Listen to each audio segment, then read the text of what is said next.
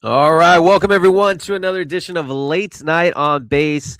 It's actually noon my time, so it's not late night, it's more like midday, but it's late night somewhere in the world, most likely Europe. So shout out to them, and hell, maybe the Australia, it's probably like early morning. So I'm late night somewhere. Anyways, Buildable here. Back at another stream today. We have a really good episode today. We're going to talk to OSF, who's bringing Rect energy drinks to mainstream stores, and I love it. I spoke to him a couple weeks ago. He was on the base.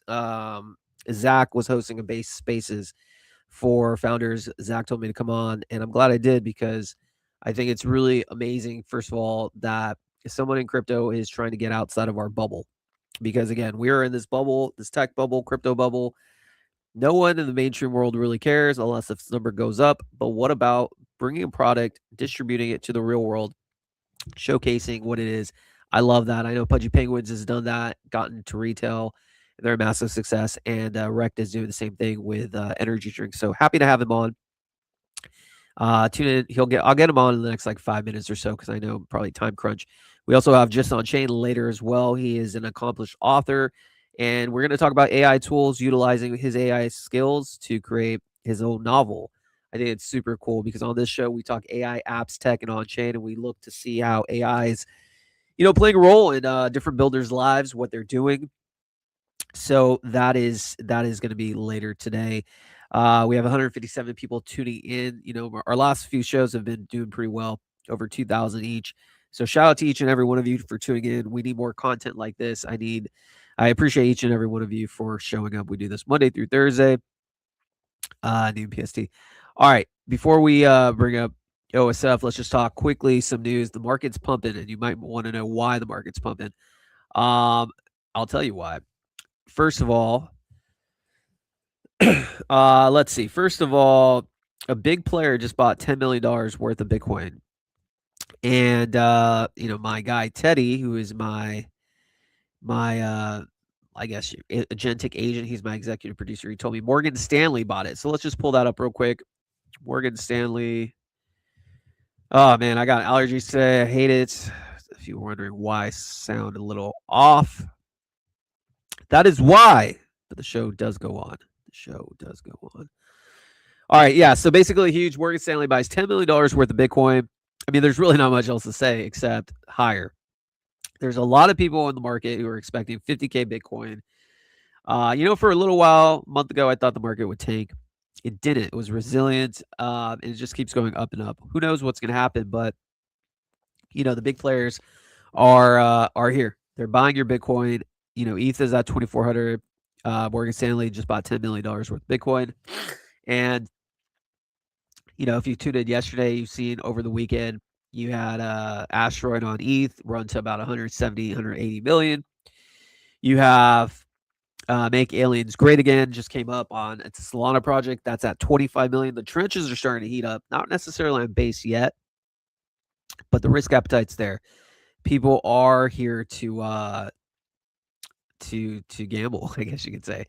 So that's good. When the risk appetite's here, higher times ahead. So very interesting to see. And just wanted to share that. Again, we could talk more news, consumer apps. We'll get into that later on today, but let's just bring up Rect right now because I want to have him on and be cognizant of his time. So without further ado, Rect, my friend, welcome to the show. How are you doing today? I'm good, man. Thanks a lot for having me. OSF, sorry, not Rect. That's your drink, OSF. That's all good. I'll take Rect as well. Absolutely. All right, we have 457 people tuning in. We're going to probably get a few thousand on this show, so it'll be good. Like I said to you, to my audience, every guest who comes on my show, again, the name of the game is to get outside our crypto bubble. Distribution is the number one thing, in my opinion. So every episode, every segment we're going to put it on is its own podcast episode. over on Spotify. So if you did miss this, make sure to tune in. We'll send the links out. We'll have a couple clips out. It'll be a good time. All right. OSF though, while people are tuning in, if you don't mind, talk to us. Who is OSF? Yeah, I started my career as a trader. I worked at an investment bank for about 10 years, and I discovered crypto in 2021 through NFTs, like many people. And yeah, just kind of fell in love with it and ended up spending, a lot of time with it, and quit my job to do it full time. So, in that time, so I guess I've been in crypto for about 5 years. Started a project called Rekt Guy, which was an NFT collection, and since then we've grown Rekt as a brand to become Rekt Drinks and everything that it is today. Very interesting. So you started off basically in the NFT world and then transitioned kind of into the energy side of things. A very interesting play. Let me ask you then, how did the journey start? So first of all, what drew you into the NFT world? Because NFTs, I'm very fond of as well. Myself and Base Junkie, we hosted the #1 show on the Build on Base account, which was an NFT show in 2025. Even though the market was absolutely atrocious, I feel it's very retail normie friendly. What drew you to NFTs in 2021? Um, originally I bought Bitcoin for a trade because I had this view that inflation was going to go a lot higher and the Fed wouldn't cut rates anytime soon. And that's how I kind of got into crypto and Bitcoin. And another thing I was looking at with my friend was collectibles, like physical collectibles, because they're also generally inflation proof assets, artwork, etc. Then we stumbled on NFTs, which is like, oh, this is collectibles, but on chain in the crypto world. So you sort of have this like double effect of Bitcoin, crypto, and also this idea of something being collectible. So that's the reason why I kind of started buying it. But as I got more and more into it, collecting stuff, minting new projects, etc., I just sort of like, I don't know, just fell in love with it really. I think collecting NFTs reminds a lot of us of stuff that we did when we were younger. I used to collect football stickers. I'm sure lots of people here have collected different things, and that's what that's what really drew me into it, I would say. I agree. I think so. Let's follow up with that question then. So obviously that was a reason you saw the thesis of digital collectibles. In your eyes, though, ever since the 2021 cycle, NFTs haven't done absolutely anything. In fact, it's just been down only. Maybe actually even CryptoPunks, everything. What do you think has caused the decline? And I guess even though I also agree, digital collectibles, there's a place for it. Do you think NFTs will make its comeback at some point? I do think so. I do really believe so, but I don't know when. It's really hard to predict when. And I do think, the thing about some NFTs, if you're looking at it from the art side, is digital art, I think will play a big part in the future of art. And just think about how much time you spend looking at a screen versus how much time you spend looking at a wall, right? I think this medium of art will work. However, these things can take years, decades, sometimes even centuries to get to their full potential. And if you just think of some of these famous artists like Basquiat or Picasso, some of their artworks only really started to get valuable long after they died. So I do think we will see NFTs rise again. I'm very bullish on the art side of things, but it's a very slow burner.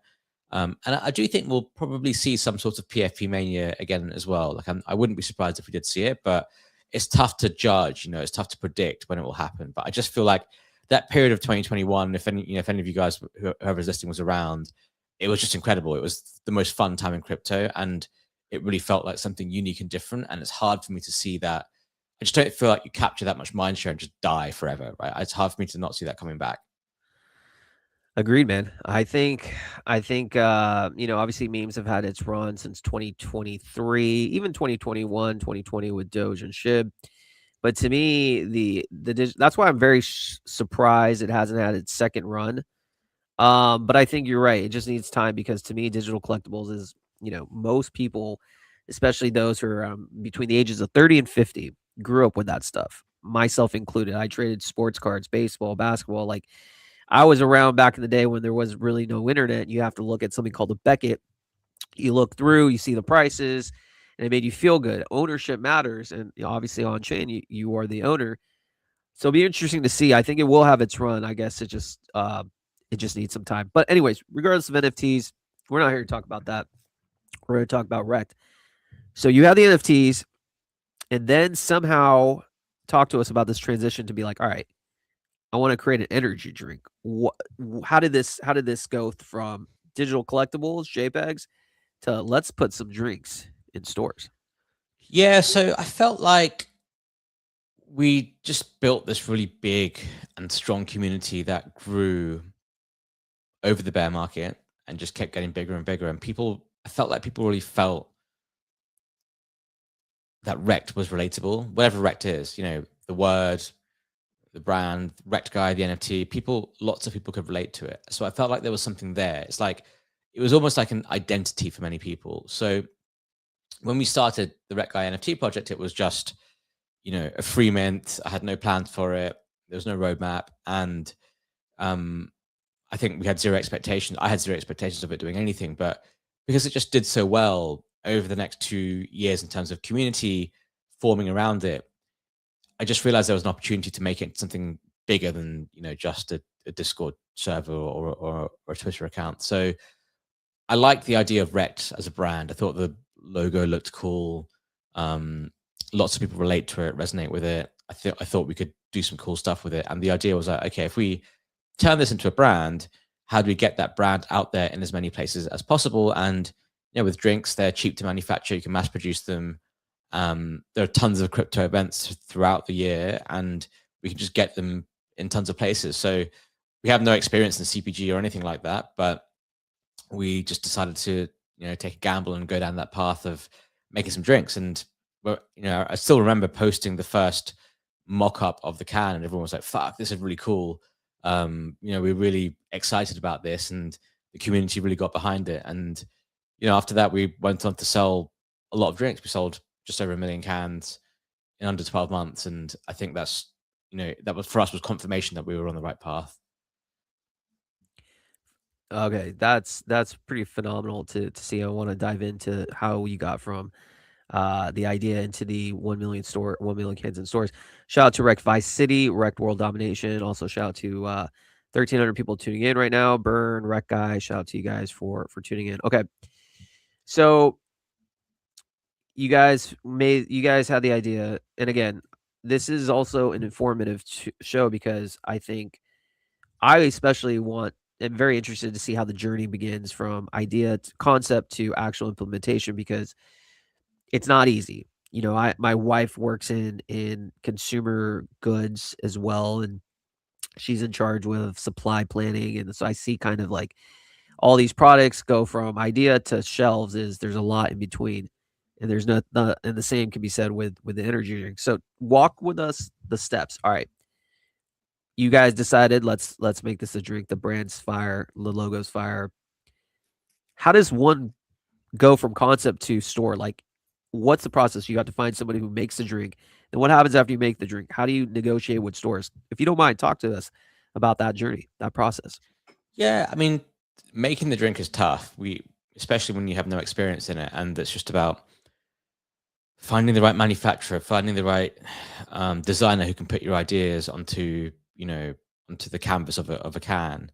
And when you start manufacturing products, we don't start by manufacturing millions of drinks, right? You start on very small size. So typically speaking, it's hard to find good manufacturers to do it. And even the small boutique guys, your size is generally quite small, so they don't really prioritize you. Things take a long time.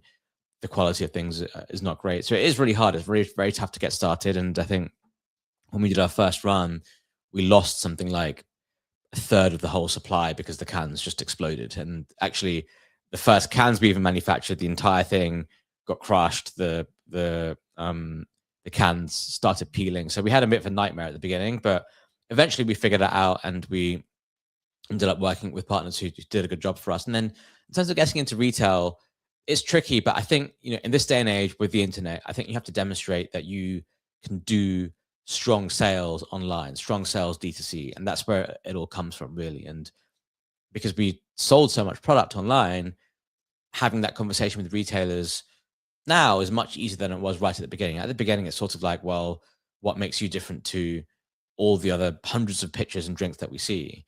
And we have the crypto element of it, which is unique, and there's literally no one else doing it. But that's not enough to get you through the door. The thing with retailers is they're taking risk on you, right? So they need to know that you can deliver the product. They need to know that the product isn't going to create any lawsuits or anything like that. They need to know that people like it.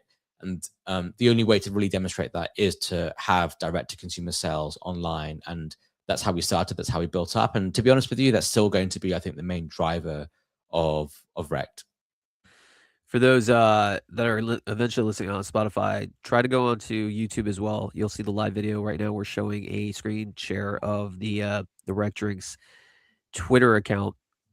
I think you made a very interesting point, and it makes sense too. D2C is where you should focus on primarily because it removes the middleman, but it also shows what your product can do and brings a tangible number. So when you do go to the real world distributors or whatever, the stores, they'll see actually proven results. So that makes sense. So talk to me about the so it's on Amazon US. Your tagline: clean energy, zero sugar for whatever. So is it an energy drink per se, similar to a Red Bull, or is it much like a healthier version, or do you not call yourself an energy drink? What would you describe? So the drink itself is actually not an energy drink. It's just a flavored sparkling water. However, we have pivoted into energy. So we have energy powders, which is on the screen that you're showing right now, that thing that the hand is holding. So that's an energy powder which you can mix with water, and it has 200 milligrams of caffeine in it. It has other ingredients in it like L-theanine and cytochrome, which helps with focus and memory and alertness and reaction time. So we started with sparkling water and it did really well, but I think over time we sort of realized that it's not really that exciting a product. When you tell someone about Rekt, that, okay, cool, what is it? An energy drink, this, that, there's so many interesting functional products on the market right now that are all doing really well. And, we're seeing multi-billion-dollar acquisitions of CPG companies where, they're going from zero to nothing, from nothing to millions, hundreds of millions of dollars of revenues in very short times. And these are all in the functional space, whether it's gut health, whether it's clean energy, whether it's focus, whether it's vitamins, whatever it is. And it was just very clear to me a year into it, we started with flavored sparkling water because it was easy to do and we just didn't think it would take off. So we were kind of just messing around. But as we grew, it was like, okay, this something behind this brand now. Let's channel that brand awareness and brand momentum and brand community that we have into a product sector that's much more interesting and exciting and has higher growth than just sparkling water. And that has led us to make these energy powders. And we also do have energy drinks coming out next month too. Do you think initially and even currently now, because I was just looking at your Amazon, you have people buying it, 100 plus people in the last week or something I saw. Do you attribute a lot of your sales to the crypto world currently, the people in the Rekt community, other on-chain traders, or do you contribute it more to the consumers out in the real world, the normie world? What's the distribution in terms of on-chain buyers versus normie buyers? That's a really good question. When we launch a product, and so when we launched on Amazon, definitely most of our buyers were crypto, right? We did a lot of sales, and it's all people in our community who understand how to use crypto and buy this product.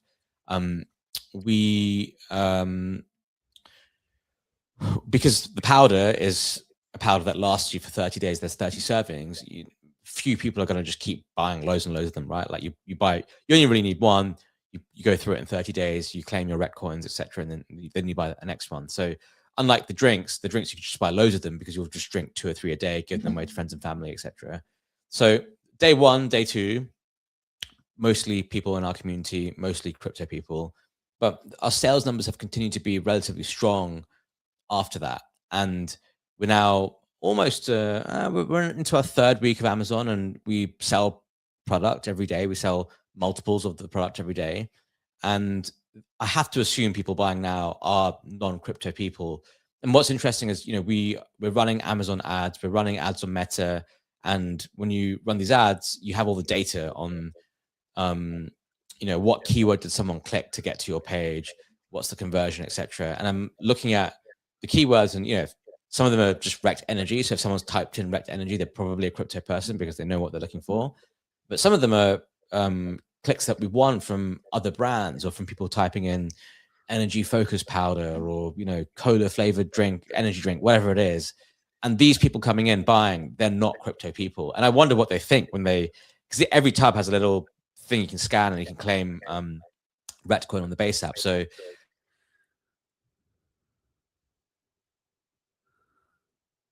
I wonder what they think when they get it would be interesting to know. But I would say, beyond the first 2 or 3 days, I think most of our sales are actually non-crypto people, and that's achieving what we wanted to achieve. That's remarkable. That's kind of like the name of the game of kind of getting the brand out there. And that's literally, I could count on my hand maybe 5 brands off the top of my head that have done that. So congratulations to you. So with all that being said, you now have the Rec Coin. And I guess from my basic understanding, it's you buy the drink, you can scan it, and then you get Rec Coin. Is that a way to just introduce people to the on-chain economy, or what exactly does the Rec Coin play in all of this? Yeah, look, we call Rect a brand coin, and I think a brand coin is not too dissimilar to a meme coin in that it doesn't have any cash flows. You don't own equity in the company. You don't have any voting rights. There are no revenues. It's not security. It's just a coin that moves based on the sentiment of people buying and selling it. And for a meme, that sentiment is often like, is it funny? How much attention is it grabbing at this moment in time? For a brand like us, it's potentially you could say it's brand sentiment. It's like, okay, I really like this brand. I want to own it. And that's kind of like me buying a football shirt of the football team that I support, or wearing a necklace for the religion I believe in, right? This is sort of like the crypto brand version of it. I own this coin because this is the brand that I support. And if the brand sentiment increases, then perhaps more people buy it and maybe the price goes up. If the sentiment decreases, the vice versa could happen. So the idea for us was like, okay, look, if you are coming in and supporting Rect, you buy the drinks, you support in a certain early stage, and now to reward you for your loyalty, you get this coin and you can sell it for real money if you want to. You can hold it if you want to, but you're sort of now part of this entire journey. Whereas if you buy any product from any non-crypto brand and you get loyalty points, those loyalty points don't have any monetary value. You can very rarely sell it for real money, like on the spot. With Rect and crypto, you can just literally sell it for real money that goes straight into your wallet. Loyalty points are unlimited, so there's no fixed supply, and they're completely governed and owned by the company that issues them. Whereas with Rectcoin and brand coins, they're owned by the community primarily, and 64% of our token is earmarked for the community, with about half of that already out there to the community. So it's a very, I think, new way of operating a business that is a consumer business. But I don't view the people who buy our drinks as consumers. I view them as our community, and I think that's the difference between us and any other regular brand out there. Yeah, it makes sense. I mean, I think one of the things with that, it creates loyalty. Just having a token attached, even though there might not give you revenue or any of that stuff, it creates a sense of community, loyalty, and a feeling of belonging. It's kind of like the creator meta in 2025. For those that don't know, Base was really pushing creator coins. I had a creator coin. It was doing pretty well as well. But people who bought my coin didn't have, distribution rights. I wasn't paying them ad sponsorship money, but they had a sense of like, hey, as I grow, they grow, their bags grow. It's just a feeling of like mutually beneficial relationship, which is, I assume, the same with you guys. I was just looking at the chart because there's a bunch of them. Is your primary liquidity pool on Solana? No, on ETH. ETH mainnet is where the coin was issued, and that's where the main LP is. Okay, because I do see a Rect. Are you guys with the Rect coin on Solana? On the, we have pools on Solana, on BNB, on Base. Got it. On ETH. So we're on a So few different spots. You're multi-chain. I like it. I like it. Does the community, the token holders, do they have any sense of like say in like maybe, I don't know, some random things like do they ever have, like, do you guys ever put stuff for vote for the community members to feel like, hey, maybe color brand placements, colors, any of that? Do you give them any say in anything? We've not done that yet, but I do think it's a good idea. I would like to have some more community engagement in stuff like that, where it's not necessarily a business decision. It's sort of just like, okay, Exactly. here's a fun thing to get involved in. So we've not done anything like that yet, but I would definitely like to, for sure. Got it. And so before we wrap things up, a couple more questions. What do you think about first one on base specific? Obviously, this is not just a base show. I used to just be base, but I expand all around. But primarily a lot of my audience is on base. And shout out to the 2,600 who are tuning in currently. Base as a layer, whatever you base as its chain and its reputation in the community is strong, especially with builders. Do you see base being very beneficial to brands like you who are trying to reach the mainstream world? Do you think base has a leg up versus, say, mainnet Ethereum, Solana, when it comes to attracting retail interest? Yeah, I mean, definitely versus Ethereum mainnet, and Solana is definitely one of the other strong consumer apps out there. But with Base, we were just able to, you can see the claim process, right? You just scan a QR code and claim the coins instantly. We didn't build anything for that. We just used the Base app, which is a native app built by Base, and we used something called Link Drop, which is another app built on Base. So, it's amazing to me that we were able to just create and design the system without spending anything on dev work, tech work, and to actually be able to produce a consumer experience that is easy. Anyone who's even non-crypto native can just download the app, install it in less than a minute, and scan a QR code and claim their coins. So it's definitely massive hats off to Base for designing something that is easy to use and that we've just been able to plug and play into. And I've honestly been very impressed, for sure. And long term with Rekt, what's your end goal? Obviously, you're building a product that actually has real revenue, which would lead the VCs of the world, even the non-crypto VCs, to be very interested. Are you looking like your North Star? Is it looking to see, hey, maybe this potentially could be acquired by a big, soda brand or something? Or is it, hey, let's just see what happens. I have no expectation. Or hey, I'm never selling this thing. What's your end goal? I think, with the acquisition stuff, because this industry is very acquisitive and that comes up a lot, I don't think you can. I mean, yeah, you can. You can build a company with the absolute goal of getting acquired, and probably that's what many people do, and they're successful at it. But I don't think that's the right way to look at it for us. I just think my goal is that can we make Rekt brands as successful as possible, and then see what happens as a result of it. And successful can mean generating a lot of revenue. It can mean building the brand. It can mean creating amazing products that people love and want to use. There's lots of aspects of it, and I want to be successful at all of them, such that in a year's time or 3 years time or 5 years time, people are like, oh wow, like Rekt was a really cool project to come out of crypto. It really showed a good use case of crypto in the traditional world, and this model can be used by other people to be successful too. And I would just love to be a successful case study. I think that's my main goal, I would say. Do you think, last question, and I see a lot of similarities between you and what Pudgy Penguins have done. Have you taken any inspiration or from their playbook? Yeah, absolutely. I think I'm a huge fan of Luca, and I think I still remember the day he took over Pudgy and how he built that into what it is today, and it was definitely a massive inspiration for me. I was like, wow, like he's taken this concept that a lot of people doubted would work, and he's just done really well. And I've just seen this guy work really hard to build what he has with a lot of motivation, and it honestly inspired me. It really inspired me, and I think that's definitely one of my inspirations for going down the path that we've had, for sure. Well, my friend, listen, I know I want to be cognizant of your time. We have over 3,000 people tuning in. I could probably talk to you for much longer, but we'll keep it short and sweet. Bust out a few clips once the show is done. People's attention spans are not what it used to be. But dude, OSF, thanks for coming on the stream, man. Yeah, thanks a lot for having me. Appreciate it. Everyone, that is OSF from Rekt Drinks. Very happy he joined us. A lot to be said. Real quick, again, guys, we do this Monday through Thursday. We're still live. Feel free to stay tuned. We're going to bring on just in a second, but a lot of insight that he brought in there. Like I said, bringing a product to the real world's hard as fuck. Hard as fuck. I wouldn't even know.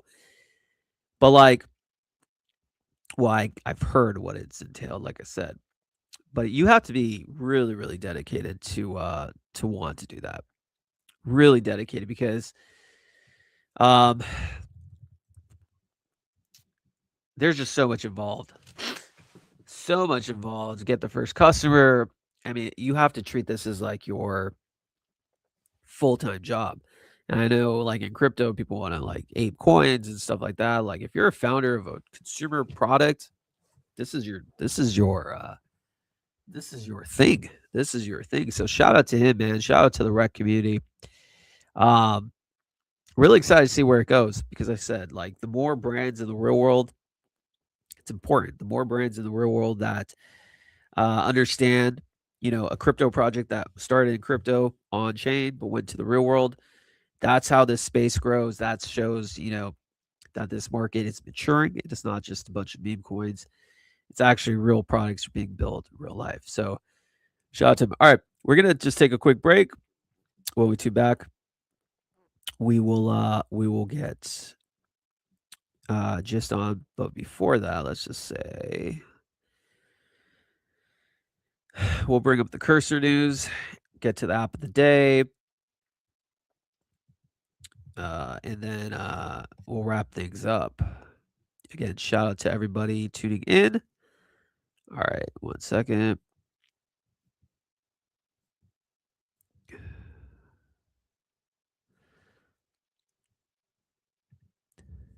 Okay, we'll leave you this real quick while we wait. Join very soon.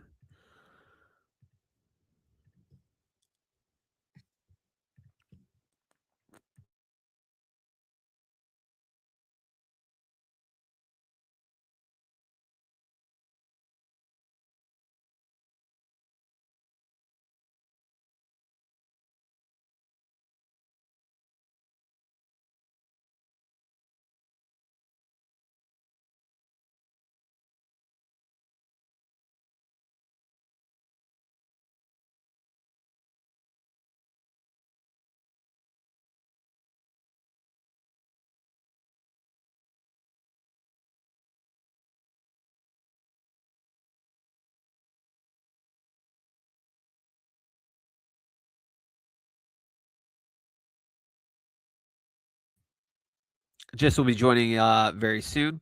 But the news of Cursor was SpaceX is saying that it can buy Cursor for 60 billion later this year or pay 10 billion for a work together. This just goes to show the valuations of tech companies. It's insane the amount of money throwing out there. So there's never been a better time to build in this AI world than now. You got projects like Cursor being acquired. You got TPPM being bought out by ChatGPT for over 100 million. You got media companies. You got so many things.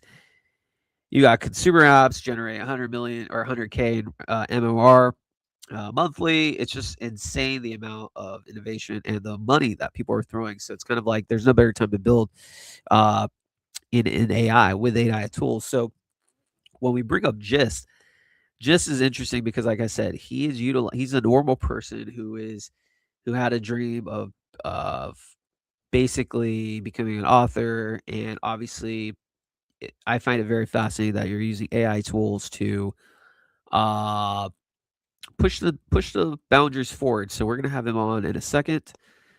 Let's see.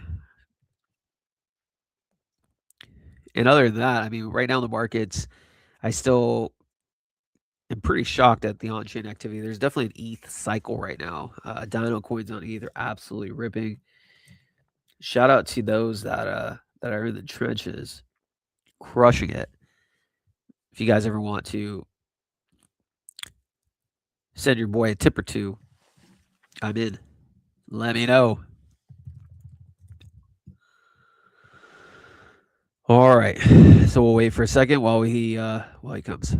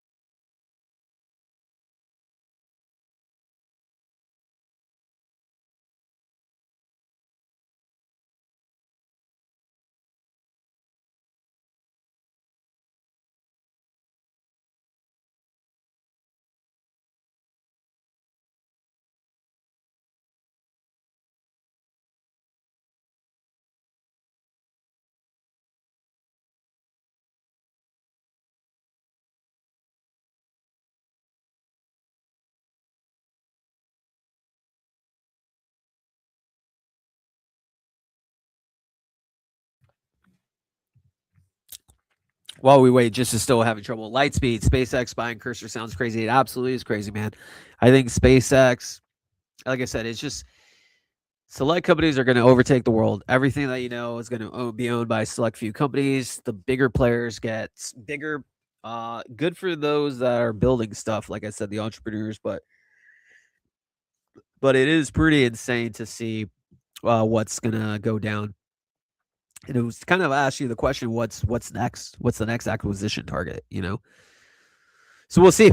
Stay tuned for that. Shout out to you though, Lightspeed, for tuning in. Shout out again to the 3,400 people tuning in. But yes, without further ado, let's get the man in. The man, the myth, the legend, just on chain. What is up, my friend? How are you doing today? Hi Bill, GM to you. How are you doing today? I'm good, dude. I'm good. Thanks for coming on. Let me change the banner. Got to make sure that we show you love All because right. it's not every day we get an accomplished author. Thanks, man. Thank you so much. How okay, so talk to me, man. First of all, how you been, dude? Introduce yourself to the 3,400 people tuning in. Who is Gist? Okay. Hello, guys. GMBM to everyone. My name is Gist. I'm an author, a writer, a Web3 enthusiast. That's the social media manager for Unchained Media and a gym bro. Basically, what I do is I write. I have a novel out already. And the second one with the publishers, they are already working on it. And for my day job, I manage social media for Unchained Media, and then I go to gym every single day, apart from weekends, Sundays, of course. So that's me. Yeah, man. Oh, you go to the gym, dude. You're swole. We seen some of those photos. I'm just like, damn, dog. Like, you're swole, man. You're putting people to shame. But shout out to you. That's dedication. Um, Thanks. and yeah, shout out to Rachel on Chain Media. Rachel's Yeah, great. It's super nice to see kind of how far she's come.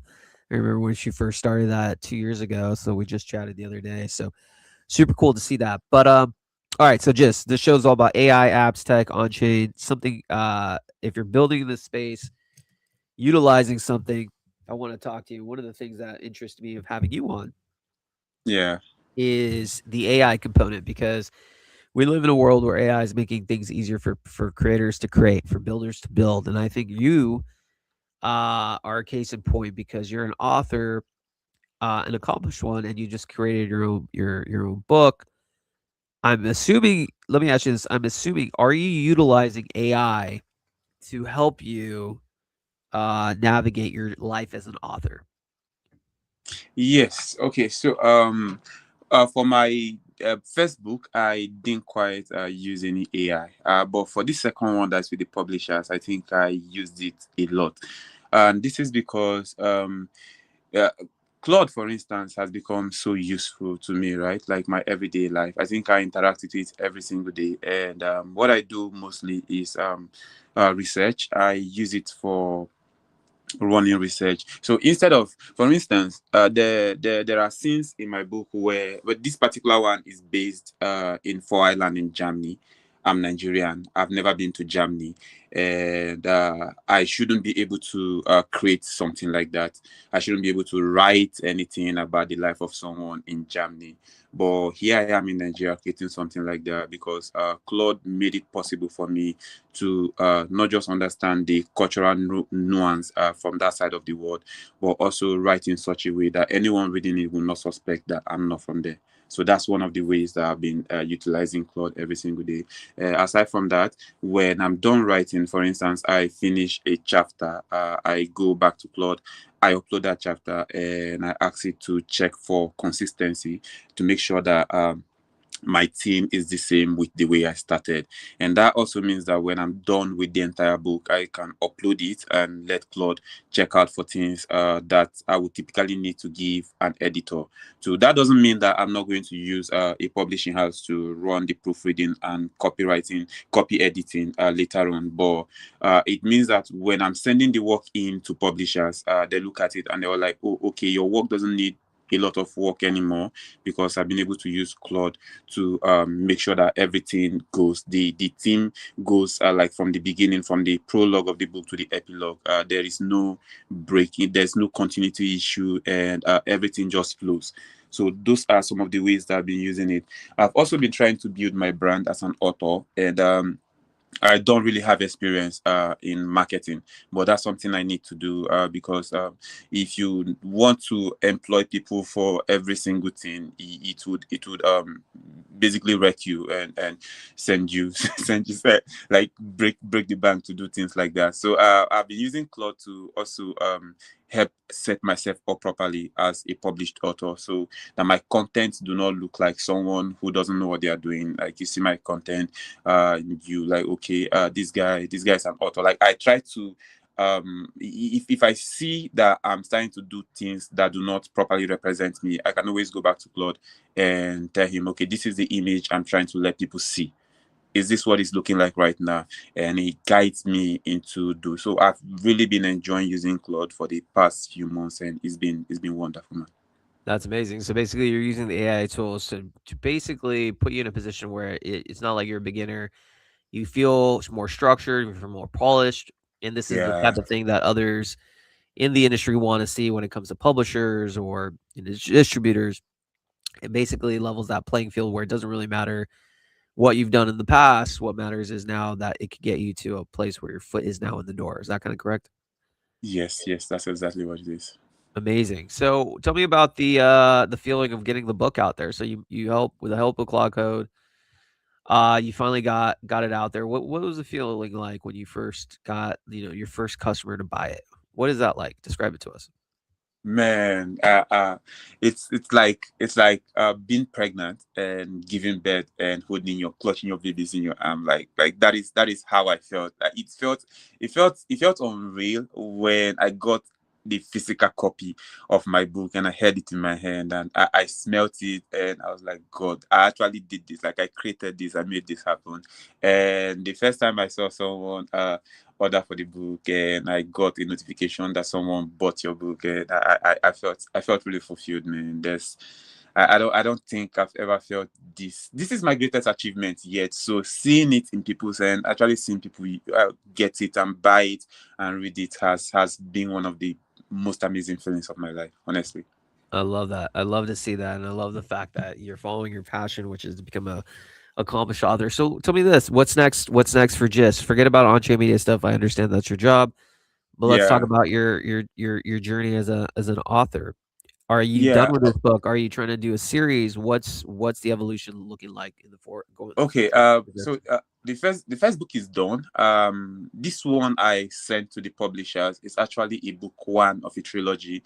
I intend to make it the one where the character is based in Germany. So it's going to be a series. The book one is done now. They are working on it. It should be out on May 20th, right? And after that, I can begin the book two and then the book three. My plan is to have as many books as possible out there and eventually have one of my books turned into a screenplay. Like, I really want to see my book on the television, like see people act it out, like turn it into a script and so on. So that's always been my goal, and this is what I'm actively working on every single day. So that is what is next for me.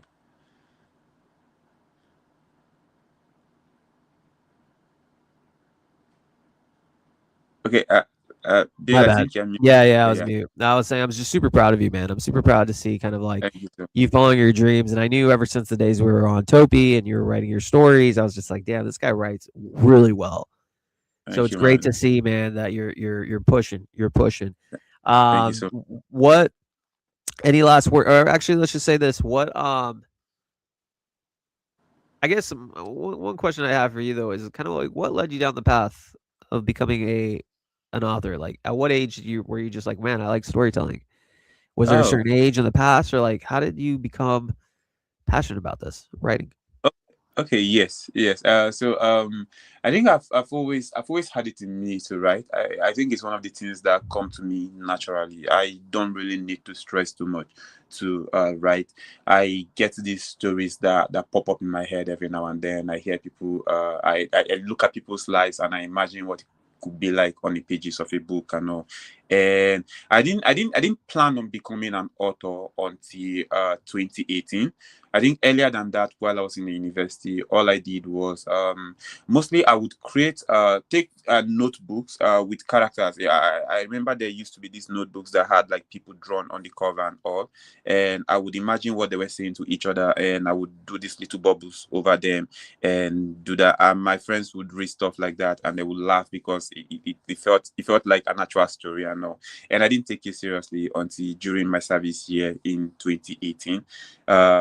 I was serving in this place, and the management, we did a management meeting one day, and they were asking each one of us where we saw ourselves in 5 years.